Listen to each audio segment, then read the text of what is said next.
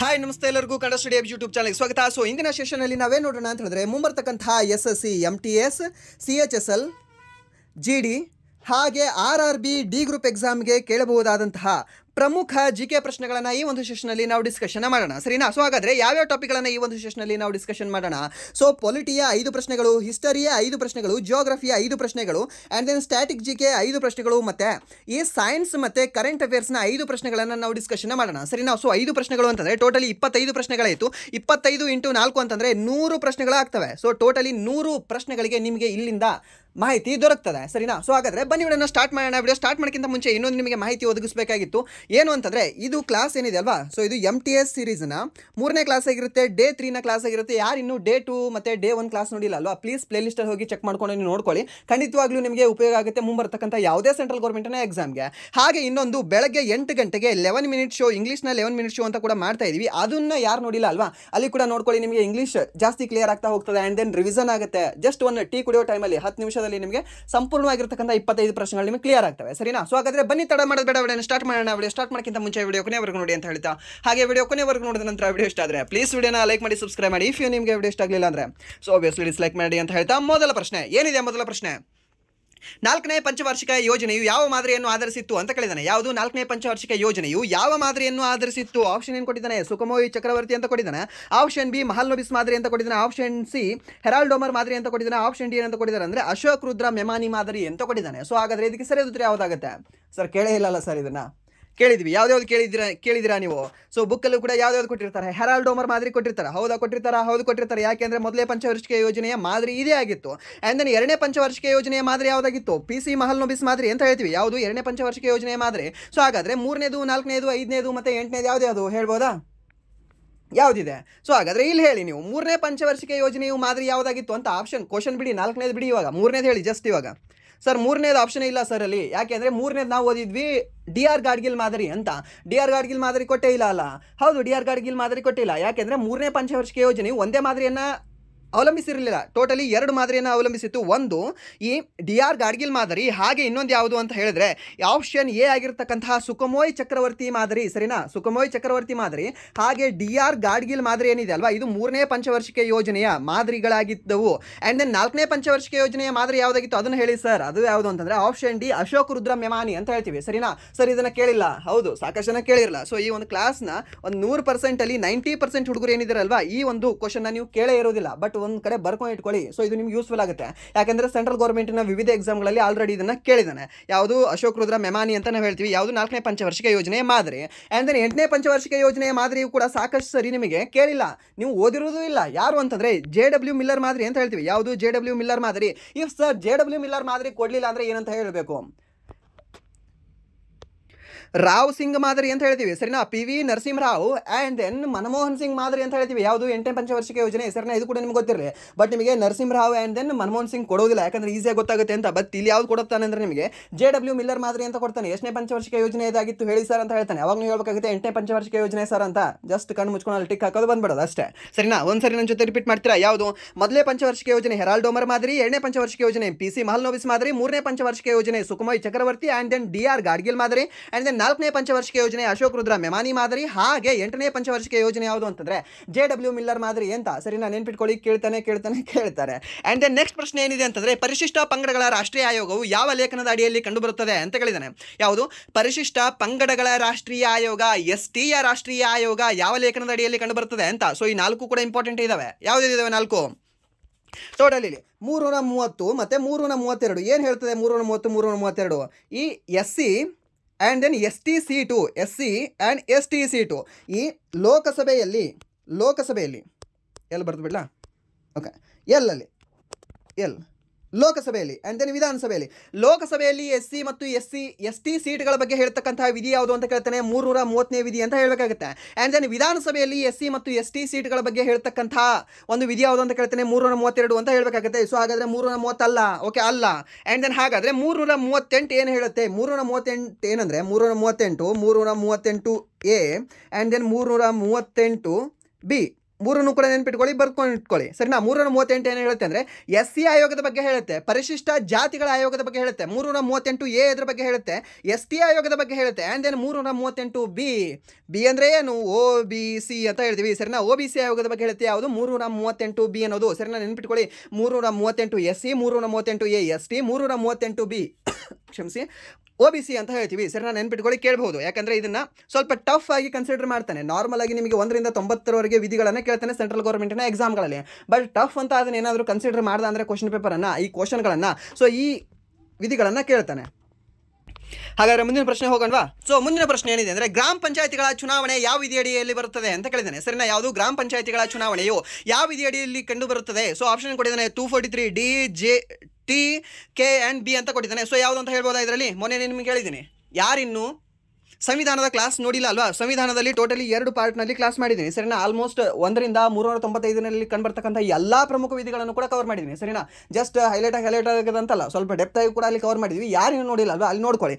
ಖಂಡಿತವಾಗ್ಲೂ ನಿಮಗೆ ಆ ಏನಾದರೂ ಕ್ಲಾಸ್ ನೋಡಿದ್ರೆ ಒಂದು ಕೂಡ ನೀವು ಆರ್ಟಿಕಲ್ನ ಮಿಸ್ ಮಾಡಲ್ಲ, ಅಷ್ಟು ಕ್ಲಿಯರ್ ಆಗಿದೆ ಕ್ಲಾಸ್ ಸರಿನಾ. ನೋಡ್ಕೊಳ್ಳಿ. ಸೊ ಇಲ್ಲಿ ಯಾವುದು ಗ್ರಾಮ ಪಂಚಾಯತಿಗಳ ಚುನಾವಣೆಗೆ ಸಂಬಂಧಪಟ್ಟಿರ್ತಕ್ಕಂಥ ವಿಧಿ ಯಾವುದು? ಚುನಾವಣೆ ಅಂತ ಹೇಳಿದ್ರೆ, ಗ್ರಾಮ ಪಂಚಾಯತಿಯ ಚುನಾವಣೆ ಅಂತ ಹೇಳಿದ್ರೆ ನಾವು ಜಸ್ಟ್ ಏನಂತ ಹೇಳ್ತೀವಿ, ಕೆ ಅಂತ ಹೇಳ್ತೀವಿ ಸರಿನಾ. ಯಾವುದು 243K ಅಂತ ಹೇಳ್ತೀವಿ. ಆ್ಯಂಡ್ ದೆನ್ ಈ ಮೀಸಲಾತಿ, ಗ್ರಾಮ ಪಂಚಾಯತಿಯಲ್ಲಿ ಮೀಸಲಾತಿ ಇದೆಯಲ್ವಾ, ಮಹಿಳೆಯರಿಗೆ ನಮ್ಮ ಕರ್ನಾಟಕದಲ್ಲಿ 50% ಮೀಸಲಾತಿ ಇದೆ. ಆ್ಯಂಡ್ ದೆನ್ SC ST ಮೀಸಲಾತಿ ಇದೆ. ಸೊ ಆ ಮೀಸಲಾತಿ ಬಗ್ಗೆ ಹೇಳ್ತಕ್ಕಂತಹ ವಿಧಿ ಯಾವುದು? 243D ಅಂತ ಹೇಳ್ತೀವಿ. ಆ್ಯಂಡ್ ದೆನ್ ಈ ಮುನ್ಸಿಪಾಲಿಟಿಯಲ್ಲೂ ಕೂಡ ಇದೆಯಲ್ಲ ಸರ್, ಪುರಸಭೆಯಲ್ಲಿ, ಅದರಲ್ಲಿ ಮೀಸಲಾತಿ ಬಗ್ಗೆ ಹೇಳ್ತಕ್ಕಂಥ ವಿಧಿ ಯಾವುದು? 243T ಅಂತ ಹೇಳ್ತೀವಿ. ಯಾವುದು? 243T. ಆ್ಯಂಡ್ ದೆನ್ B ಅದರ ಬಗ್ಗೆ ಹೇಳುತ್ತೆ, ಈ ಗ್ರಾಮ ಪಂಚಾಯತಿಯ ಸಂರಚನೆಯ ಬಗ್ಗೆ ಹೇಳುತ್ತೆ. ಆ್ಯಂಡ್ ದೆನ್ 243K ಗ್ರಾಮ ಪಂಚಾಯತಿಗಳ ಚುನಾವಣೆ ಬಗ್ಗೆ ಹೇಳುತ್ತೆ ಸರಿನಾ. ಗೊತ್ತಿರಲಿ, ಕೇಳ್ಬೋದು ನಿಮಗೆ. ಆ್ಯಂಡ್ ದೆನ್ ಹಣಕಾಸು ಆಯೋಗದ ಬಗ್ಗೆ ಯಾವುದು ಹೇಳುತ್ತೆ? ನಿಮಗೆ ಹೇಳ್ತಾ ಇದ್ದೀನಿ, I and you, ನಾನು ಮತ್ತೆ ನೀವು ಅಂತ ಸರಿನಾ. I and you, ನನಗೂ ದುಡ್ಡು ಬೇಕು, ನಿಮಗೂ ದುಡ್ಡು ಬೇಕು, ಎಲ್ಲರಿಗೂ ಕೂಡ ದುಡ್ಡೇ ಬೇಕು. ಸೊ ಹಣಕಾಸು ಆಯೋಗ ಅಂತ ನೆನ್ಪಿಟ್ಕೊಳ್ಳಿ. 243 I and Y ಕೇಳ್ತಾನೆ. ಯಾಕೆಂದರೆ ಇದು ಸಾಕಷ್ಟು ಸರಿ ಕೇಳಿದಾನೆ. ಮತ್ತು ನಮ್ಮ ಕರ್ನಾಟಕ ಗೌರ್ಮೆಂಟ್ನ ಎಕ್ಸಾಮ್ಗೆ ಯಾರು ಪ್ರಿಪೇರ್ ಆಗ್ತಿದ್ದಾರಲ್ವ ಅವರಿಗೂ ಕೂಡ ಈ ಆರ್ಟಿಕಲ್ 243 ಏನಿದೆಯಲ್ವ ಇಂಪಾರ್ಟೆಂಟ್ ಆಗೇ ಆಗುತ್ತೆ, ಕೇಳ್ತಾನೆ. ಆ್ಯಂಡ್ ದ ನೆಕ್ಸ್ಟ್ ಪ್ರಶ್ನೆ, ರಾಜ್ಯಸಭಾ ಸ್ಥಾನಗಳು ಅತಿ ಹೆಚ್ಚು ಇರುವ ರಾಜ್ಯ ಯಾವುದು ಅಂತ ಕೇಳಿದ್ದಾನೆ. ರಾಜ್ಯಸಭಾ ಸ್ಥಾನಗಳು ಅತಿ ಹೆಚ್ಚು ಇರುವ ರಾಜ್ಯ ಯಾವುದಿದೆ?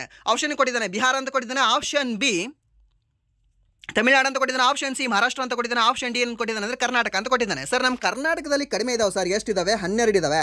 12 ರಾಜ್ಯಸಭಾ ಸ್ಥಾನಗಳಿದ್ದಾವೆ. ಆ್ಯಂಡ್ ದೆನ್ ಮಹಾರಾಷ್ಟ್ರದಲ್ಲಿ ಇಷ್ಟಿದ್ದಾವೆ. ಮಹಾರಾಷ್ಟ್ರದಲ್ಲಿ ನಾವು ಹೇಳೋದಾದರೆ 19 ಅಂತ ಹೇಳ್ತೀವಿ. ಎಷ್ಟು ಹೇಳ್ತೀವಿ? 19 ಅಂತ ಹೇಳ್ತೀವಿ. ಆ್ಯಂಡ್ ದೆನ್ ಬಿಹಾರ ಮತ್ತು ವೆಸ್ಟ್ ಬೆಂಗಾಲಲ್ಲಿ ಎಷ್ಟು ರಾಜ್ಯಸಭಾ ಸ್ಥಾನಗಳು ಅಂತ ಹೇಳ್ತೀವಿ? ಸೊ ಇಲ್ಲಿ ಟೋಟಲಿ ಕಂಡುಬರೋದು 16 ಅಂತ ಹೇಳ್ತೀವಿ. ಆ್ಯಂಡ್ ದೆನ್ ತಮಿಳುನಾಡಲ್ಲಿ 18 ಇದ್ದಾವೆ. ಸೊ ಹಾಗಾದರೆ ಹೈಯೆಸ್ಟ್ ಯಾವುದಿದೆ ರೀ? ಮಹಾರಾಷ್ಟ್ರದಲ್ಲಿದೆ. ಸೊ ಮಹಾರಾಷ್ಟ್ರದಲ್ಲಿ ಅತಿ ಹೆಚ್ಚು ರಾಜ್ಯಸಭಾ ಸ್ಥಾನಗಳು ಕಂಡುಬರ್ತವೆ. ಸೊ ಇದಕ್ಕೆ ಸರಿಯಾದ ಉತ್ತರ ಯಾವುದಾಗುತ್ತೆ ಅಂದರೆ ಆಪ್ಷನ್ C ಅಂತ ಹೇಳ್ತೀವಿ ಸರಿನಾ. ಸೊ ಗೊತ್ತಿರಲಿ, ಕೇಳ್ಬೋದು. ನಮ್ಮ ಕರ್ನಾಟಕದಲ್ಲಿ ಕೂಡ ನಿಮ್ಗೆ ಗೊತ್ತಿರಲಿ ಎಷ್ಟು, ನಮ್ಮ ಕರ್ನಾಟಕದಲ್ಲಿ ಎಷ್ಟಿದಾವೆ ಅಂದರೆ 12 ಇದ್ದಾವೆ. ಆ್ಯಂಡ್ ದೆನ್ ನಮ್ಮ ಮಿತ್ರ ಮಹಾರಾಷ್ಟ್ರದಲ್ಲಿ ಎಷ್ಟಿದ್ದಾವೆ? ಸೊ ನಮ್ಮದು 1 6 ಅಂತಂದರೆ ಏನಿಲ್ಲ, ಸಾರಿ ನಮ್ಮದು 1 2 ಅಲ್ವಾ. ಸೊ ಅವ್ರು ಏನಿಲ್ಲ 1 9 ಇದೆ. ಇಷ್ಟೇ ನೆನ್ಪಿಟ್ಕೊಳ್ಳಿ. ಓಕೆ, ನಮ್ಮದು 10ರಿಂದ 2ನೇ ನಂಬರ್ ಮುಂದೆ ಇದೆ, ಅವ್ರದ್ದು 20ರಿಂದ 1 ನಂಬರ್ ಕೆಳಗಡೆ ಇದೆ ಅಂತ. ಆ್ಯಂಡ್ ದೆನ್ ನೆಕ್ಸ್ಟ್ ಪ್ರಶ್ನೆ, ಪರಿಶಿಷ್ಟ ಜಾತಿಯ ಸದಸ್ಯರು ಎಲ್ಲಿ ಅಂತಂದರೆ ಈ ಸಂವಿಧಾನ ರಚನಾ ಸಭೆ ಇತ್ತಲ್ವ, ಆ ಸಂವಿಧಾನ ರಚನಾ ಸಭೆಯಲ್ಲಿ ಪರಿಶಿಷ್ಟ ಜಾತಿಯ ಸದಸ್ಯರು ಎಷ್ಟು ಇದ್ರು? ಸರ್ ಮಹಿಳೆಯರು 15 ಜನ ಇದ್ರು ಅಂತ ನೋಡ್ಕೊಂಡಿದ್ದೀವಿ ಸರ್. ಆ್ಯಂಡ್ ದೆನ್ ಓಕೆ, ನಿಮ್ಗೆ ಯಾವುದೋ ನೆನಪಿದೆ ಅಂತ. ಸೊ ಟೋಟಲಿ ಎಷ್ಟು ಜನ ಅಂತ ಕೇಳಿದ್ರೆ 389 ಜನ ಸರ್. ಆ್ಯಂಡ್ ದೆನ್ ನಮ್ಮ ಭಾರತೀಯರು ಎಷ್ಟು ಜನ ಇದ್ರು ಅಂತ ಕೇಳಿದ್ರೆ 299 ಜನ ಸರ್. ಸೊ ಹಾಗಾದರೆ ಈ ಒಂದು ರಾಜ್ಯದಿಂದ ಮೀನ್ಸ್ ರಾಜರ ಪ್ರತಿನಿಧಿಗಳಾಗಿ ಬಂದಿರತಕ್ಕಂಥ ವ್ಯಕ್ತಿಗಳು ಎಷ್ಟು ಜನ ಅಂತ ಕೇಳಿದ್ರೆ ಟೋಟಲಿ 93 ಅಂತ ಹೇಳ್ತೀರಾ. ಆ್ಯಂಡ್ ದೆನ್ ಯಾವುದಂತ ಹೇಳ್ತೀವಿ? ಪ್ರೆಸಿಡೆನ್ಷಿಯಲ್ ಅಲ್ವಾ, ಅಲ್ಲಿಂದ ಎಷ್ಟು ಜನ ಅಂತ ಕೇಳಿದ್ರೆ 4 ಅಂತ ಹೇಳ್ತೀವಿ ನಾವು.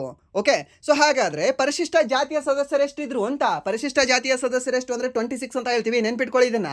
ಆ್ಯಂಡ್ ದೆನ್ ಪರಿಶಿಷ್ಟ ಪಂಗಡ ಅಂತ ಕೇಳಿದ್ರೆ ಅವಾಗ ನಾವು ಹೇಳ್ತೀವಿ 33 ಅಂತ.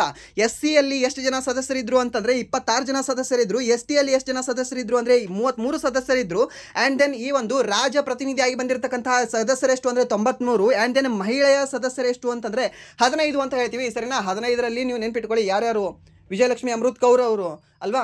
ಆ್ಯಂಡ್ ದೆನ್ ಮತ್ತೆ ವಿಜಯಲಕ್ಷ್ಮಿ ಪಂಡಿತ್ ಅವರು, ಆ್ಯಂಡ್ ದೆನ್ ಅಮೃತ್ ಕೌರ್ ಅವರು, ಆ್ಯಂಡ್ ದೆನ್ ರಸುಲಾ ಬೇಗಮ್ ಅವರು ಅಂತ ಹೇಳ್ತೀವಿ, ಸರೋಜಿನಿ ನಾಯ್ಡು ಅಂತ ಹೇಳ್ತೀವಿ. ಇವರೆಲ್ಲರೂ ಕೂಡ ಪ್ರಮುಖ ಮಹಿಳೆಯರು ಅಂತ ನಾವು ಕನ್ಸಿಡರ್ ಮಾಡ್ಕೊಳ್ತೀವಿ ಸರಿನಾ. ಆ್ಯಂಡ್ ದೆನ್ ಕಮಲಾದೇವಿ ಅಲ್ವಾ. ಸೊ ಅವರು ಕೂಡ ಬರ್ತಾರೆ ಇದರಲ್ಲಿ 15 ಜನದಲ್ಲಿ. ಇದು ನೆನ್ಪಿಟ್ಕೊಳ್ಳಿ, ಕೇಳ್ಬೋದು. ಬಟ್ ಇಲ್ಲಿ SCನ ನೆನ್ಪಿಟ್ಕೊಳ್ಳಿ 26. ಆ್ಯಂಡ್ ದೆನ್ STನ ನೆನ್ಪಿಟ್ಕೊಳ್ಳಿ 33 ಅಂತ. ಯಾವುದು 26 and then 33 Hardik Pandya jersey number ಅಲ್ವಾ, ನೆನ್ಪಿಟ್ಕೊಳ್ಳಿ. ಆ್ಯಂಡ್ ದೆನ್ ನೆಕ್ಸ್ಟ್ ಪ್ರಶ್ನೆ ಏನಿದೆ ಅಂದರೆ ಕರಡು ಸಮಿತಿಯಲ್ಲಿ DP ಖೈತಾನ್ ಬದಲಿಗೆ ಯಾರನ್ನು ನೇಮಿಸಲಾಗಿದೆ ಅಂತ. ಈ ಕರಡು ಸಮಿತಿಯಲ್ಲಿ ಟೋಟಲಿ ಎಷ್ಟು ಜನ ಇರ್ತಾರೆ? 7 ಜನ ಇರ್ತಾರೆ. ಸೊ ಇದರಲ್ಲಿ 7ರಲ್ಲಿ 2 ಜನ ಏನಿದಾರಲ್ವ ಡೆತ್ ಆಗ್ತಾರೆ. ಸೊ ಆ ಡೆತ್ ಆದ ಕಾರಣದಿಂದ ಅವರ ಒಂದು ಸದಸ್ಯ ಸ್ಥಾನಕ್ಕೆ ಮತ್ತೊಬ್ಬರು ಬರಲೇಬೇಕು. ಸೊ ಯಾರ್ಯಾರು ಬದಲಾಗಿ ಯಾರ್ಯಾರು ಬಂದರು? ಈ ಮಿತ್ತಲ್ ಬದಲಾಗಿ ಮಿತ್ತಲ್ ಸಾಯ್ತಾರೆ. ಮಿತ್ತಲ್ ಸತ್ತ ನಂತರ ಅವ್ರ ಸ್ಥಾನಕ್ಕೆ ಬಂದಿರೋರು ಯಾರು ಅಂದರೆ ಮಾಧವರಾವ್ ಅಂತ ಹೇಳ್ತೀವಿ, ಸರಿನಾ? ಮಿತ್ತಲು ಇಲ್ಲಾಂದರೆ ಮಿಟ್ಟರ್ ಅಂತ ನೀವು ಓದಿರ್ತೀರ. ಆ ಒಂದು ಮಿತ್ತಲ್ ಅವರು ಡೆತ್ ಆದ ನಂತರ ಮಾಧವರಾವ್ ಅವರು ಅವ್ರ ಸ್ಥಾನಕ್ಕೆ ಬಂದರೆ ಈ ಖೈತಾನ್ ಅವರ ಬದಲಿಗೆ ಕೃಷ್ಣಮಾಚಾರಿ ಅವರ ಬದಲಿಗೆ ಈ DP ಖೈತಾನ್ ಅವರು ಬರ್ತಾರೆ, ಸರಿನಾ? ಯಾರು? ಈ T ಕೃಷ್ಣಮಾಚಾರಿ ಅವರ ಬದಲಿಗೆ DP ಖೈತಾನ್ ಅವರು ಬರ್ತಾರೆ. ನೆನ್ಪಿಟ್ಕೊಳ್ಳಿ, ಕೇಳಬಹುದು. ಸೊ ಟೋಟಲಿ ಎಷ್ಟು ಜನ ಕಂಡು ಬರ್ತಾ ಇದ್ರು ಅಂದರೆ 7 ಜನ ಕಂಡು ಬರ್ತಾ ಇದ್ರು. ಆ್ಯಂಡ್ ನೆಕ್ಸ್ಟ್ ಪ್ರಶ್ನೆ, ಓಕೆ, ನೆಕ್ಸ್ಟ್ ಟಾಪಿಕ್ ಯಾವುದು ಅಂತಂದರೆ ಸ್ಟ್ಯಾಟಿಕ್ GK. ಇಲ್ಲಿವರೆಗೂ ನಾವು ಯಾವ್ದು ನೋಡಿದ್ವಿ? 6 ಪ್ರಶ್ನೆಗಳನ್ನು ಈ ಪೊಲಿಟಿ ಮೇಲೆ ಪ್ರಶ್ನೆಗಳನ್ನ ನೋಡ್ಕೊಂಡಿವಿ. ಸೊ ಇವಾಗ ಯಾವ್ದು ನೋಡ್ಕೊಳ್ಳೋಣ ಅಂದರೆ ಸ್ಟ್ಯಾಟಿಕ್ GK ಮೇಲೆ ಪ್ರಶ್ನೆಗಳನ್ನ ನೋಡ್ಕೊಳ್ಳೋಣ. ಸೊ ಹಾಗಾದರೆ ಮೊದಲ ಪ್ರಶ್ನೆ ಏನಿದೆ? ಈ ಕೆಳಗಿನ ಯಾವ ಯೋಜನೆಗಳನ್ನು 2015ರಲ್ಲಿ ಪ್ರಾರಂಭಿಸಲಾಯಿತು ಅಂತ ಕೇಳಿದಾನೆ. 2015ರಲ್ಲಿ ಯಾವುದನ್ನು ಸರ್? Make in India. ಹೌದು, ಮೇಕ್ ಇನ್ ಇಂಡಿಯಾನ 2015ರಲ್ಲಿ ಪ್ರಾರಂಭಿಸಲಾಗಿದೆ. ಯಾಕೆ ಅಂದರೆ 2015ರಲ್ಲಿ ಆಗ್ತಾ ಇದ್ದೀರಾ ಸರ್? ಇವಾಗಿಂದ ಹೇಳಿ ಸರ್, ಕರೆಂಟ್ ಅಫೇರ್ಸಲ್ಲಿ ಇರೋದು. ಸೆಂಟ್ರಲ್ ಗೌರ್ಮೆಂಟಲ್ಲಿ ಏನು ಕೇಳ್ತಾನೆ ಅಂದರೆ ಒಂದು ಬುದ್ಧಿ ಡಿಕೇಡ್ ಅಂದರೆ 10 ವರ್ಷ ಆಗಿರಬೇಕು ಆ ಒಂದು ಸ್ಕೀಮ್ಗೆ. ಅದನ್ನು ಜಾಸ್ತಿ ಸ್ವಲ್ಪ ಫೋಕಸ್ ಮಾಡ್ತಾ ಇದ್ದಾನೆ. ಸೊ ಅದಕ್ಕೆ ಇವಾಗ 10 ವರ್ಷ ಯಾವುದು ಪೂರೈಸಿದೆ? 2015ರಲ್ಲಿ ಇರತಕ್ಕಂಥ ಯೋಜನೆಗಳು ಎಲ್ಲವೂ ಕೂಡ 10 ವರ್ಷ ಪೂರೈಸಿದ್ದಾವೆ. ಸೊ ಅದ್ರ ಮೇಲೆ ಕೇಳೋ ಚಾನ್ಸಸ್ ಸಾಕಷ್ಟು ಇರುತ್ತೆ. ಸೊ ಅದಕ್ಕೆ ನೆನ್ಪಿಟ್ಕೊಳ್ಳಿ, 2015ರಲ್ಲಿ ಪ್ರಾರಂಭಿಸಲಾಗಿರ್ತಕ್ಕಂಥ ಯೋಜನೆ ಯಾವುದು? ಮೇಕ್ ಇನ್ ಇಂಡಿಯಾ ಅಂತ ಹೇಳ್ತೀವಿ. ಆ್ಯಂಡ್ ದೆನ್ ಮುದ್ರಾ ಯೋಜನೆ, MUDRಗೆ ಹೇಗೆ ನೆನ್ಪಿಟ್ಕೊಳ್ಳಿ? 1 2 3 4 5 ಮುಗಿತಲ್ಲ, 2015 ನೆನ್ಪಿಟ್ಕೊಂಡ್ಬಿಡಿ. ಓಕೆ, ಸೊ ಮುದ್ರಾ ಯೋಜನೆ ಬರುತ್ತೆ. And then make in India ಯೋಜನೆ ಯಾವಾಗ ಬರುತ್ತೆ ಅಂದರೆ 2015ರಲ್ಲೇ ಬರುತ್ತೆ. ಆ್ಯಂಡ್ ದೆನ್ ಶ್ರಮೇವ ಜಯತೆ ಯೋಜನಾ ಅನ್ನೋದು ಯಾವಾಗ ಬರುತ್ತೆ ಹೇಳ್ಬೋದಾ? ಯಾವುದು? ಶ್ರಮೇವ ಜಯತೆ ಯೋಜನಾ ಅನ್ನೋದು ಇದು ಬರೋದು ಯಾವಾಗ ಅಂದರೆ 2014ರಲ್ಲಿ ಬರುತ್ತೆ. ಆ್ಯಂಡ್ ದೆನ್ ಸ್ಟಾರ್ಟಪ್ ಇಂಡಿಯಾ ಯಾವಾಗ ಬರುತ್ತೆ? ಸ್ಟಾರ್ಟಪ್ ಇಂಡಿಯಾ ಬರೋದು ಯಾವಾಗ ಅಂದರೆ 2016 ಅಂತ ಹೇಳ್ತೀವಿ, ಸರಿನಾ? 2016. ಆ್ಯಂಡ್ ದೆನ್ ಸುಸ್ಥಿರ ಯೋಜನೆ ಯಾವಾಗ ಬರುತ್ತೆ? ಈ ಸಸ್ಟೈನೇಬಲ್ ಡೆವಲಪ್ಮೆಂಟ್ ಪ್ರಾಜೆಕ್ಟ್ ಅಂತ ಹೇಳ್ತೀವಿ. ಇದು ಬರೋದು ಯಾವಾಗ ಅಂದರೆ 2018 ಅಂತ ಹೇಳ್ತೀವಿ, ಸರಿನಾ? 3 ಕೂಡ ನೆನ್ಪಿಟ್ಕೊಳ್ಳಿ, 2015, 2014, 16 ಮತ್ತು 18. ಯಾವುದು? ಶ್ರಮೇವ್ ಜಯತೆ ಯೋಜನೆ ಅನ್ನೋದು 2014ರಲ್ಲಿ ಬರುತ್ತೆ. ಇದು ಇಂಪಾರ್ಟೆಂಟ್ ಇದೆ, ನೆನ್ಪಿಟ್ಕೊಳ್ಳಿ. ಯಾಕೆಂದರೆ ಸಾಕಷ್ಟು ನಿಮಗೆ ನೆನಪು ಇರೋದಿಲ್ಲ. ಇದು ಜನ್ಧನ್ ಯೋಜನೆ ಹೋಗಿ ಬರುತ್ತೆ, ಅದೇ 2014ರಲ್ಲಿ. ಏನು 15 ಲಕ್ಷ ಆಗ್ತೀವಿ, 20 ಲಕ್ಷ ಆಗ್ತೀವಿ ಅಂತ ಹೇಳಿ ಬೊಗಳೆ ಬಿಟ್ರಲ್ವ ಅವಾಗ. ಸೊ ಅದು ಅಂತ ಹೇಳ್ಬೋದು ನಾವು. ಆ್ಯಂಡ್ ದೆನ್ ನೆಕ್ಸ್ಟ್ ಪ್ರಶ್ನೆ, ದಕ್ಷಿಣೇಶ್ವರ ದೇವಾಲಯ ಎಲ್ಲಿ ಕಂಡು ಬರುತ್ತೆ ಅಂತ ಕೇಳಿದಾನೆ, ಸರಿನಾ? ಯಾವುದು? ದಕ್ಷಿಣೇಶ್ವರ ದೇವಾಲಯ. ದಕ್ಷಿಣೇಶ್ವರ ಅಂತಂದರೆ ಏನು? ನಮ್ಮ ದಕ್ಷಿಣ ಭಾರತದಲ್ಲಿ ಕಂಡು ಬರುತ್ತಾ? ಸೊ ಆಪ್ಷನ್ ಏನು ಕೊಟ್ಟಿದ್ದಾನೆ? ಕೇರಳ ಅಂತ ಕೊಟ್ಟಿದ್ದಾನೆ. ಕೇರಳದಲ್ಲಿ ನಮ್ಮ ಅಯ್ಯಪ್ಪ ಸ್ವಾಮಿಯವರ ದೇವಸ್ಥಾನ ಕಂಡು ಬರುತ್ತೆ, ಸರಿನಾ? ಯಾವುದು? ಅಯ್ಯಪ್ಪ ಸ್ವಾಮಿ ದೇವಸ್ಥಾನ ಅಂತ ಹೇಳ್ತೀವಿ, ಅಯ್ಯಪ್ಪ ಸ್ವಾಮಿ ದೇವಸ್ಥಾನ. ಆ್ಯಂಡ್ ದೆನ್ ತಮಿಳುನಾಡಲ್ಲಿ ಯಾವುದು ಕಂಡು ಬರುತ್ತೆ? ಶೋರ್ ಮಂದಿರ ಅಂತ ಹೇಳ್ತೀವಲ್ವ ನಾವು, ಶೋರ್ ಮಂದಿರ್. ಸರ್ ಕಂಚಿ ಕಾಮಾಕ್ಷಿ, ಮಧುರೈ ಮೀನಾಕ್ಷಿ ಕಂಡು ಬರುತ್ತೆ, ಅದು ನಿಮ್ಗೆ ಗೊತ್ತಿದೆ ಅಲ್ಲ. ಸರ್ ಬೃಹದೀಶ್ವರ ಟೆಂಪಲ್ ಕಂಡು ಬರುತ್ತೆ, ಅದು ನಿಮ್ಗೆ ಗೊತ್ತಿದೆ ಅಲ್ಲ. ಓಕೆ, ಇಲ್ಲಿ ಗೊತ್ತಿಲ್ಲದೆ ಇರೋದು ನೆನ್ಪಿಟ್ಕೊಳ್ಳಿ, ಯಾವುದು? ಶೋರ್ ಮಂದಿರ ಅಂತ. ಓಕೆ, ಆ್ಯಂಡ್ ದೆನ್ ನೆಕ್ಸ್ಟ್ ಕರ್ನಾಟಕದಲ್ಲಿ ಕಂಡು ಬರ್ತಕ್ಕಂಥ ಮಂದಿರಗಳು ಯಾವುದು? ಗೊಮ್ಮಟೇಶ್ವರ ವಿಗ್ರಹ ಅಂತ ಹೇಳ್ತೀವಿ, ಗೊಮ್ಮಟೇಶ್ವರ ಮಂದಿರ ಎಲ್ಲಿ ಕಂಡು ಬರುತ್ತೆ? ನಮ್ಮ ಕರ್ನಾಟಕದಲ್ಲಿ ಕಂಡು ಬರುತ್ತೆ. ಆ್ಯಂಡ್ ದೆನ್ ಯಾವ್ದು ಹೇಳ್ತೀವಿ? ದೇವಸ್ಥಾನಗಳು, ಪ್ರಮುಖ ದೇವಸ್ಥಾನಗಳು ನಿಮ್ಗೆ ಗೊತ್ತಿದ್ದಾವೆ. ಆ್ಯಂಡ್ ದೆನ್ ನಂಜನಗೂಡಿನ ದೇವಸ್ಥಾನ, ಇದನ್ನು ಕೇಳಿದ ನೋಡಿ, ಸೆಂಟ್ರಲ್ ಗೌರ್ಮೆಂಟಲ್ಲಿ ಕೇಳಿದಾನೆ ಇದು, ನಂಜನಗೂಡಿನ ದೇವಸ್ಥಾನ. ಓಕೆ, ಇದು ನೆನ್ಪಿಟ್ಕೊಳ್ಳಿ. ಆ್ಯಂಡ್ ದೆನ್ ಮುರುಡೇಶ್ವರ ದೇವಸ್ಥಾನ, ಸರಿನಾ? ಮುರುಡೇಶ್ವರ ಎಲ್ಲಿ ಕಂಡು ಬರುತ್ತೆ? ಉತ್ತರ ಕನ್ನಡದಲ್ಲಿ ಕಂಡು ಬರುತ್ತಲ್ವ? ಆ ಮುರುಡೇಶ್ವರ ದೇವಸ್ಥಾನ ಕೂಡ ಕೇಳಿದಾನೆ. ಎಲ್ಲಿ ಕಂಡು ಬರುತ್ತೆ ಅಂದರೆ ಈ ಒಂದು ನಮ್ಮ ಕರ್ನಾಟಕದಲ್ಲೇ ಕಂಡು ಬರುತ್ತೆ. ಸೊ ಇಲ್ಲಿ ಉತ್ತರ ಭಾರತದಲ್ಲಿರ್ತಕ್ಕಂಥ ಕೋಲ್ಕತ್ತಾದಲ್ಲಿ ಈ ದಕ್ಷಿಣೇಶ್ವರ ದೇವಾಲಯ ಕಂಡು ಬರುತ್ತೆ ಆ್ಯಕ್ಚುಲಿ, ಸರಿನಾ? ಉತ್ತರ ಭಾರತದಲ್ಲಿದೆ ಕಲ್ಕತ್ತಾ ಆ್ಯಕ್ಚುಲಿ, ಬಟ್ ಅಲ್ಲಿ ಕಂಡು ಬರೋದು ಯಾವುದು ಅಂದರೆ ದಕ್ಷಿಣೇಶ್ವರ ದೇವಾಲಯ ಅಂತ. ಬಟ್ ನಾವು ಹೆಸರಲ್ಲಿ ನೋಡಿದ್ರೆ ದಕ್ಷಿಣೇಶ್ವರ ಅಂತಂದರೆ ದಕ್ಷಿಣದಲ್ಲೇ ಕಂಡು ಬರಬೇಕು. ಸೊ ಆಪ್ಷನ್ ಡಿ ಮೊದಲು ಎಲಿಮಿನೇಟ್ ಮಾಡೋಣ, ಉಳಿದರಲ್ಲಿ ಯಾವುದಾದ್ರೂ ಒಂದು ಟಿಕ್ ಹಾಕೋಣ ಅಂತ, ಸರಿನಾ? ಬಟ್ 3 ರಾಂಗ್ ಆಗುತ್ತೆ. ಸೊ ಇದು ಸರಿಯಾದ ಉತ್ತರ ಯಾವುದು ಆಗುತ್ತೆ ಅಂದರೆ ದಕ್ಷಿಣೇಶ್ವರ ದೇವಾಲಯ, ಪಶ್ಚಿಮ ಬಂಗಾಳದ ಕಲ್ಕತ್ತಾ ಅಂತ ಹೇಳ್ತೀವಿ, ಸರಿನಾ? ನೆನ್ಪಿಟ್ಕೊಳ್ಳಿ, ಕೇಳ್ಬೋದು. ಆ್ಯಂಡ್ ದೆನ್ ನೆಕ್ಸ್ಟ್ ಪ್ರಶ್ನೆ ಏನಿದೆ ಅಂತಂದರೆ ದಮಯಂತಿ ಜೋಶಿ ಯಾವ ಶಾಸ್ತ್ರೀಯ ಸಂಗೀತದೊಂದಿಗೆ ಸಂಬಂಧವನ್ನು ಹೊಂದಿದ್ದಾರೆ ಅಂತ ಕೇಳಿದ್ದಾರೆ. ಯಾವುದಕ್ಕೆ? ಸತ್ರಿಯ, ಕಥಕ್ಕಳಿ, ಒಡಿಸಿ ಮತ್ತು ಕಥಕ್ ಅಂತ ಕೊಟ್ಟಿದ್ದಾನೆ. ಸೊ ಯಾವುದಂತ ಹೇಳ್ಬೋದಾ? ಇಲ್ಲಿ ಸತ್ರಿಯಾಗಿ ನೋಡೋಣ. ಯಾರು? ಜತಿನ್ ಗೋಸ್ವಾಮಿ ಅಂತ ಹೇಳ್ತೀವಿ, ಸರಿನಾ? ಯಾರು? ಜತಿನ್ ಗೋಸ್ವಾಮಿ ಅನ್ನೋರು. ಆ್ಯಂಡ್ ದೆನ್ ಗುರುಪ್ರಭಾತ್ ಅಂತ ಬರ್ತಾರೆ, ಸರಿನಾ? ಯಾರು? ಜತಿನ್ ಗೋಸ್ವಾಮಿ ಮತ್ತು ಗುರುಪ್ರಭಾತ್ ಅನ್ನೋರು ಯಾವೊಂದು ನೃತ್ಯಕ್ಕೆ ಸಂಬಂಧವನ್ನು ಹೊಂದಿದ್ದಾರೆ ಅಂದರೆ ಸತ್ರಿಯಾಗೆ ಸಂಬಂಧವನ್ನು ಹೊಂದಿದ್ದಾರೆ. ಆ್ಯಂಡ್ ದೆನ್ ಈ ದಮಯಂತಿ ಜೋಶಿ ಅದಕ್ಕೆ ಸಂಬಂಧವನ್ನು ಹೊಂದಿದ್ದಾರೆ ಅಂದರೆ ಕಥೆಗೆ ಸಂಬಂಧವನ್ನು ಹೊಂದಿದ್ದಾರೆ. ಯಾರು? ದಮಯಂತಿ ಜೋಶಿ ಅವರು. ಸೊ ಇದಕ್ಕೆ ಸರಿಯಾದ ಉತ್ತರ ಯಾವುದಾಗುತ್ತೆ ಅಂದರೆ ಆಪ್ಷನ್ ಡಿ ಆಗುತ್ತೆ. ಆ್ಯಂಡ್ ದೆನ್ ಒಡಿಸಿಗೆ ಸಂಬಂಧವನ್ನು ಹೊಂದಿದವರು ಯಾರ್ಯಾರು ಇದ್ದಾರೆ? ಒಡಿಸಿಗೆ ಅಂತ ಹೇಳಿದ್ರೆ ನಾವು ಏನಂತ ಹೇಳ್ತೀವಿ? ಮಹಾಪಾತ್ರ ಅಲ್ವಾ? ಸೊ ಮಹಾಪಾತ್ರ ಮತ್ತು ಸೋನಲ್ ಮಾನ್ಸಿಂಗ್. ಓಕೆ, ಸೋನಲ್ ಮಾನ್ಸಿಂಗ್ ಅಂತ ಹೇಳ್ತೀವಿ, ಇದನ್ನ ನೆನ್ಪಿಟ್ಕೊಳ್ಳಿ. ಇವರು ಜಾಸ್ತಿ ಇಂಪಾರ್ಟೆಂಟ್ ಇದ್ದಾರೆ. ಯಾರು? ಸೋನಲ್ ಮಾನ್ಸಿಂಗ್ ಅನ್ನೋರು. ಆ್ಯಂಡ್ ದೆನ್ ನೆಕ್ಸ್ಟ್ ಹೇಳೋದಾದರೆ ಸುರಪಾ ಸೇನ್ ಅಂತ ಹೇಳ್ತೀವಿ, ಸರಿನಾ? ಯಾರು? ಸುರಪಾ ಸೇನ್ ಅನ್ನೋರು. ಸೊ ಅವರು ಕೂಡ ಸಂಬಂಧ ಹೊಂದಿರೋದು ಯಾವುದಕ್ಕೆ ಅಂದರೆ ಇದೇ ಒಂದು ಒಡಿಸಿಗೆ ಅಂತ ಹೇಳ್ತೀವಿ. ಆ್ಯಂಡ್ ದೆನ್ ಕಥಕ್ಗಳಿಗೆ ಸಂಬಂಧ ಹೊಂದಿರತಕ್ಕಂತಹ ವ್ಯಕ್ತಿಗಳು ಯಾರ್ಯಾರಿದ್ದಾರೆ? ಕಥಗಳಿಗೆ ರೀಸೆಂಟಾಗಿ ಡೆತ್ ಆಗಿರ್ತಕ್ಕಂಥವ್ರು ಯಾರು? ಮೃಣಾಲಿನಿ ಸಾರಾಭಾಯಿ ಅಂತ ಹೇಳ್ತೀವಿ. ಯಾರು? ಮೃಣಾಲಿನಿ ಸಾರಾಭಾಯಿ ಅವರು. ಇವರು ಕಥಗಳಿಗೆ ಸಂಬಂಧ ಹೊಂದಿದ್ದಾರೆ. ಆ್ಯಂಡ್ ದೆನ್ ರಾಗಿಣಿ ದೇವಿ ಅಂತ ಬರ್ತಾರೆ. ಯಾರು? ರಾಗಿಣಿ ದೇವಿ ಅಂತ, ಸರಿನಾ? ಇವರಿಬ್ಬರು ಕೂಡ ಸಂಬಂಧ ಹೊಂದಿರೋದು ಅದಕ್ಕೆ ಅಂದರೆ ಇದೇ ಒಂದು ಕಥಗಳಿಗೆ ಅಂತ ಹೇಳ್ತೀವಿ, ಸರಿನಾ? ಯಾರು?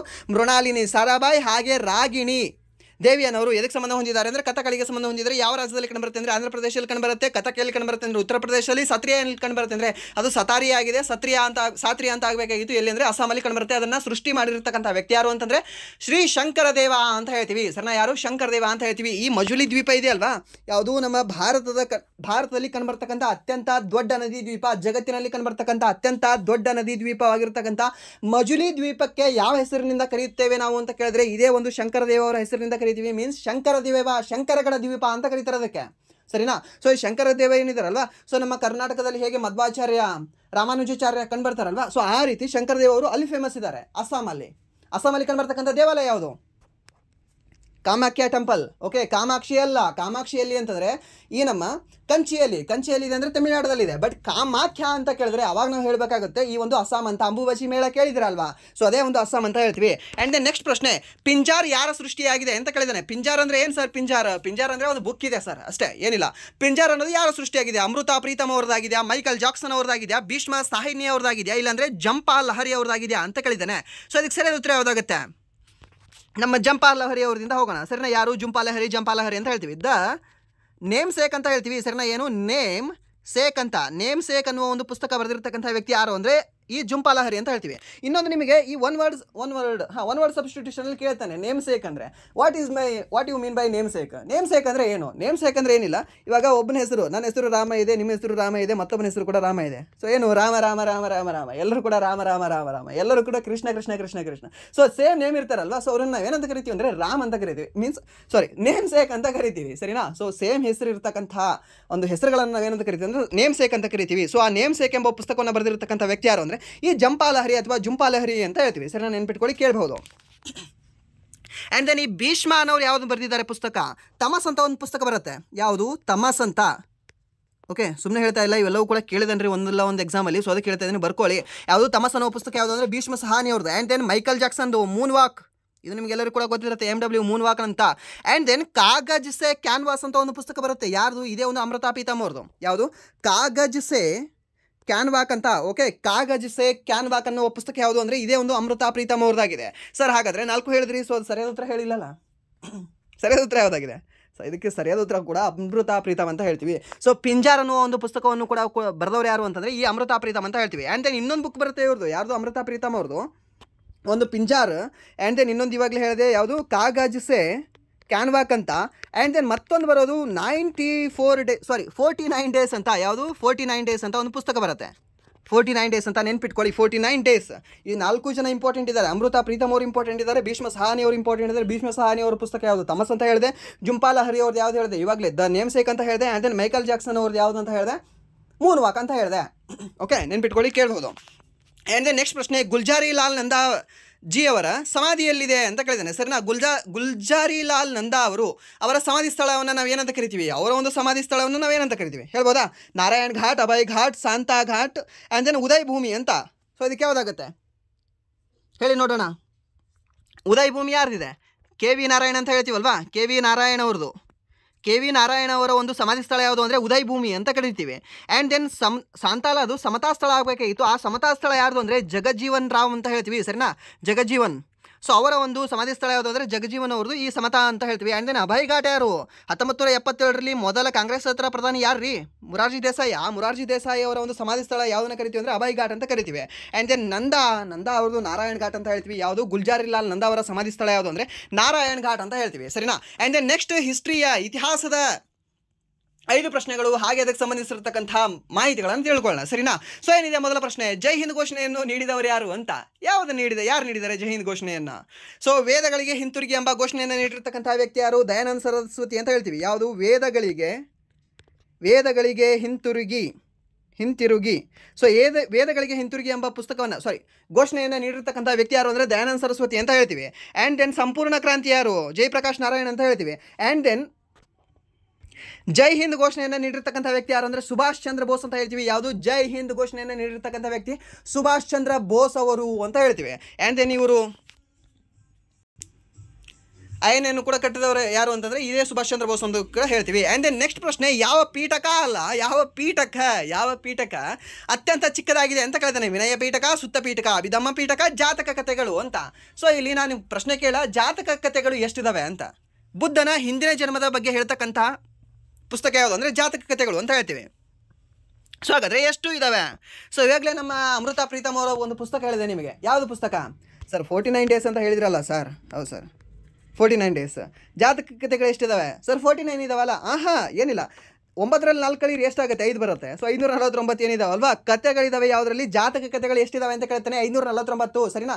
ಏನಾದರೂ ಒಂದು ಲಿಂಕ್ ಮಾಡ್ಕೊಳ್ಳೋದ್ರಿ, ನೆನ್ಪಿಟ್ಕೊಳ್ಳೋದು ಅಷ್ಟೇ. ಎಕ್ಸಾಮಲ್ಲಿ ಟಿಕ್ ಆಗಬೇಕಾ, ಕರೆಕ್ಟ್ ಆಗಬೇಕಾ ಅಷ್ಟೇ ಸಾಕು. ಓಕೆ, ಜಾಸ್ತಿ ಏನು ಬೇಕಾಗಿಲ್ಲ ತಲೆಗೆ, ಅಷ್ಟೇ ನೆನ್ಪಿಟ್ಕೊಳ್ಳಿ. ಯಾವುದು ಜಾತಕ ಕಥೆಗಳು ಎಷ್ಟಿದಾವೆ ಅಂದರೆ ಲಾಸ್ಟ್ NTPC ಎಕ್ಸಾಮಲ್ಲಿ ಕೇಳಿದನೋ ಅಥವಾ RPF ಅಲ್ಲಿ ಕೇಳಿದನೋ ನನಗೆ ಎಕ್ಸಾಕ್ಟ್ ಗೊತ್ತಿಲ್ಲ. ಬಟ್ ಅನಲೈಸಿಸ್ ಮಾಡುವಾಗ ನಾನೇ ಒಂದು ಪ್ರಶ್ನೆನ ಹೇಳಿದ್ದೀನಿ ನಿಮಗೆ.